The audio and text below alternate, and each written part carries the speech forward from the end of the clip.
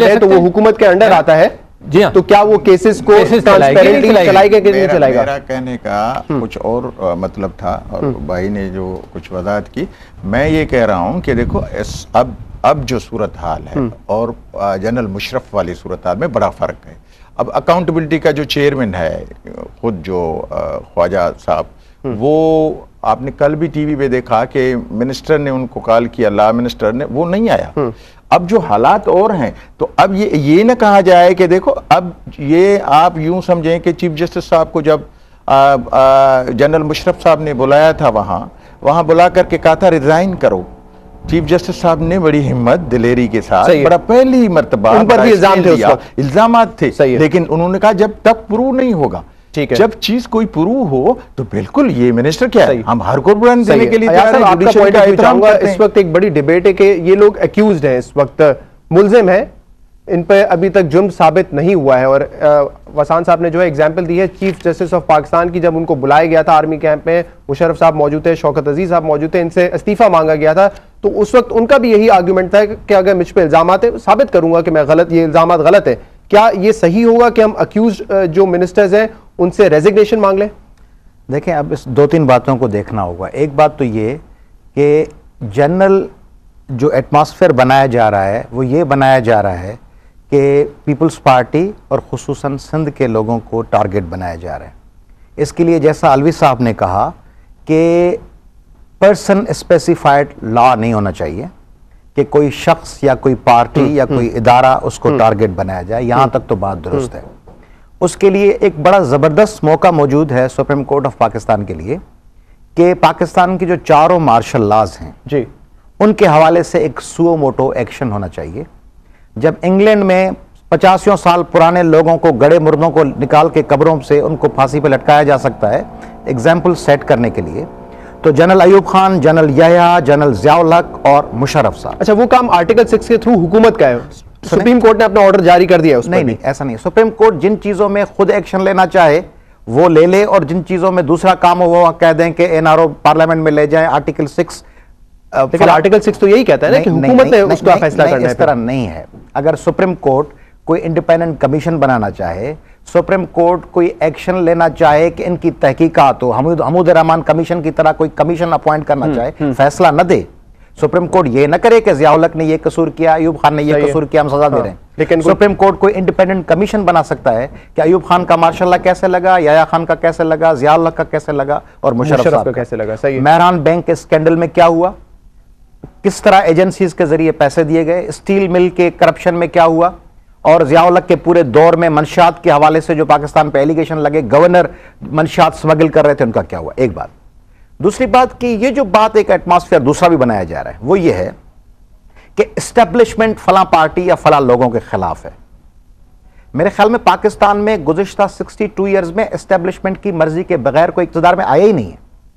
जितने भी लोग हैं, अगर हम में से आज कोई अपने आप को इस तरह प्रोजेक्ट करना चाहता है कि हम तो बड़ी जबरदस्त एंटी एस्टेब्लिशमेंट स्टैंड लेके इक़्तिदार में आ गए हैं, और दर हकीकत अब हमारे एस्टेब्लिशमेंट के खिलाफ पार्टी जो इक़्तिदार में आई है वो एस्टेब्लिशमेंट की सपोर्ट से आई है। तमाम लोग अयूब खान के जमाने से लेकर अब तक, ज़ियाउल हक, नवाज शरीफ साहब, बेनज़ीर साहबा की हुकूमत, असलम बेग को अवार्ड्स देना, गुलाम इसाक खान को प्रेसिडेंट कबूल करना, IGI का बनना, IGI के जरिए इलेक्शन होना, और मियां नवाज शरीफ साहब का आना, और मौजूदा हुकूमत गुलाम मुस्तफा जतोई साहब, महमूद जो मोइन कुरैशी साहब, ये तमाम हुकूमतें एस्टेब्लिशमेंट से कन्फ्रंट करके नहीं आई हैं। हाँ, ये होता है अभी मौजूदा हुकूमत की बात कर रहा हूं, एस्टेब्लिशमेंट के साथ डील करके कुछ बातें तय करके हुकूमत में लोग आते हैं, फिर उनके इख्तिलाफात बनना शुरू होते हैं, फिर एस्टेब्लिशमेंट और उनके दरमियान कुछ चीजों पे, स्पेशली आजकल फॉरेन पॉलिसी के हवाले से खींचातानी शुरू होती है।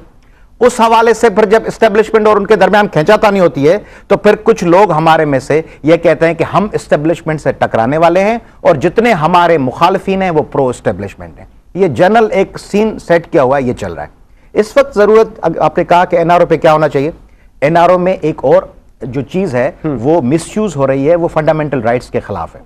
यानी ECL में नाम आना जी, आर्टिकल 15 ऑफ द कॉन्स्टिट्यूशन और universal declaration of human rights, इन दोनों में किसी भी शख्स के, किसी भी आजाद शहरी को, unless he is declared convicted या unless he is proven as guilty, या अनलेस कन्विक्शन उसको डिक्लेयर हो गई और अपील का हक भी उसने एग्जॉस्ट किया, अच्छा। और अपील के बाद भी अपील उसकी अलाउड नहीं हुई और वो कन्विक्ट तस्वर किया गया, हाँ। फिर उसके खिलाफ आप कोई भी स्टेट कोई स्टेप्स ले तो ठीक है। मतलब आप ये कहना चाह रहे हैं अगर कोई अक्यूज हो तो उसको ईसीएल पर नहीं डाला जा नहीं सकता, डालना चाहिए, जब तक और वो गिल्टी या कन्विक्टेड साबित ना हो। बिल्कुल। और हां, इसमें एक बात यह हो सकती है कि वो भाग जाएगा प्रोसिक्यूशन से, ठीक है, मगर प्रोसिक्यूशन से भागने के लिए लोग तो सैकड़ों पाकिस्तान से निकल चुके हैं, जिनको सजाएं थी वो भी निकल चुके हैं, जो जेलों से निकले और दूसरे दिन रवां हो गए। तो सिटिंग गवर्नमेंट में एक गवर्नमेंट चल रही है, उसको इस तरह डिस्टर्ब करना कि उसके सिटिंग फेडरल मिनिस्टर्स को यह ठीक नहीं है। मगर उसके साथ सुप्रीम कोर्ट ने एक तारीख साज फैसला किया जनाब, उसको तो वेलकम करना चाहिए। जस्टिस मुनीर से लेकर आज तक सुप्रीम कोर्ट ने इससे पहले हमेशा करप्ट लोगों को प्रोटेक्ट किया। पाकिस्तान की जुडिशरी ने आर्मी जनरल्स का साथ देते हुए करप्ट लोगों को और फॉरेन पार्स की कॉलोनी बनाने वाले जो पाकिस्तान को थे उनका साथ दिया। अब पहली दफा सुप्रीम कोर्ट ने एक लैंडमार्क डिसीजन दिया है, उसको तो वेलकम करके उसको सपोर्ट करना चाहिए। अच्छा, उसको तो तमाम पार्टीज वेलकम कर रही है। मंजूर साहब इस पर बात करना चाहेंगे, लेकिन मंजूर साहब एक ब्रेक पर जाना है, इस कमर्शियल ब्रेक के बाद आपको मौका देंगे। और ये जो बात की है अयाज साहब ने कि पीपल्स पार्टी की हुकूमत भी जो है वो एस्टेब्लिशमेंट की वजह से इक्तदार में आई है, इस पर हम मजीद राय जानना चाहेंगे। Stay with us. Welcome back to the pulse. Break में जाने से पहले हम बात कर रहे थे अपने पैनलिस्ट से।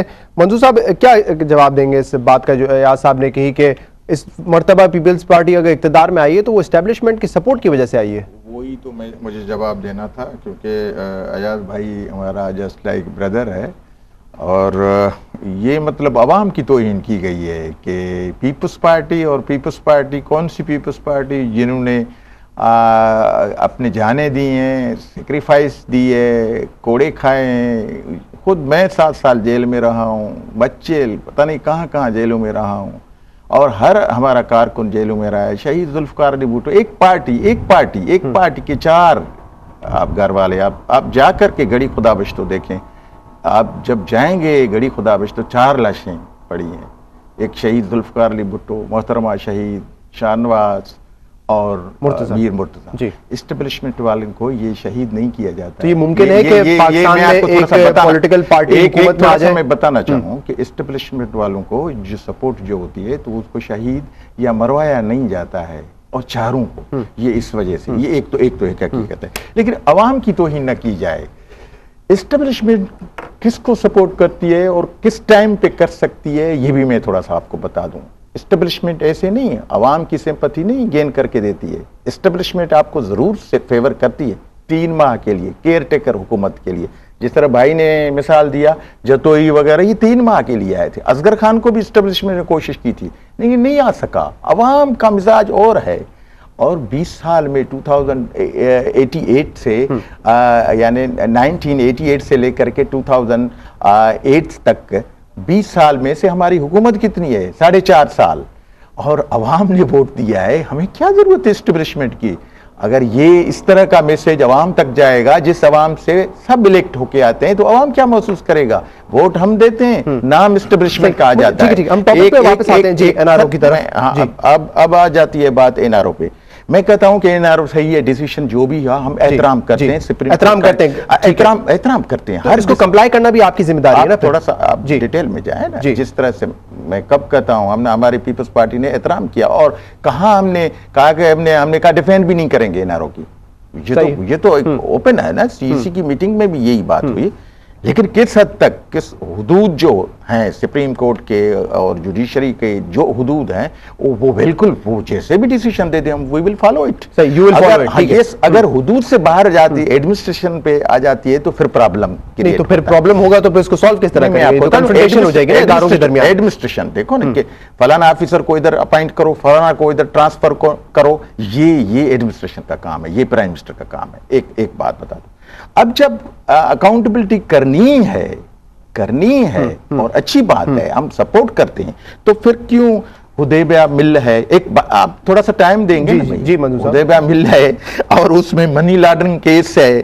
अच्छा, उसमें मेरान स्कैंडल बैंक का केस है, जिसने ISI के थ्रू एक IGI बनाई। IGI में कौन कौन थे, किसको पैसे डिस्ट्रीब्यूशन किए गए, और कितने लाख डिस्ट्रीब्यूशन किए गए, और करोड़ों रुपए कितने गए, वो किसके थे? गवर्नमेंट के, अवाम के पैसे।